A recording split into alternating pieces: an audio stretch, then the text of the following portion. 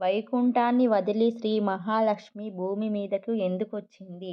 భృగు మహర్షి శ్రీ మహావిష్ణువు వక్షస్థలంపై తన్నాడు. తన నివాసమైన ఆ స్థానాన్ని అవమానం చేయడంతో శ్రీ మహాలక్ష్మి ఆగ్రహం చెందింది.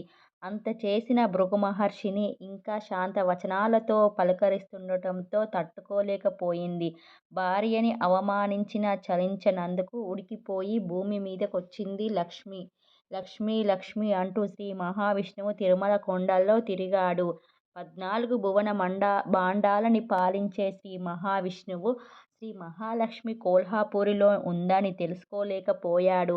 భర్త స్థితి చూసి లక్ష్మీదేవి ఆవు రూపంలో పాలిచ్చి భర్తని క్షుద్బాధ నుంచి రక్షించింది. కాన పరాయివాడు భార్యని అవమానిస్తే ఏ కారణంగానైనా మౌనంగా ఉంటే శ్రీ మహావిష్ణువులా పిచ్చివాడిలా తిరగాల్సి వస్తుంది.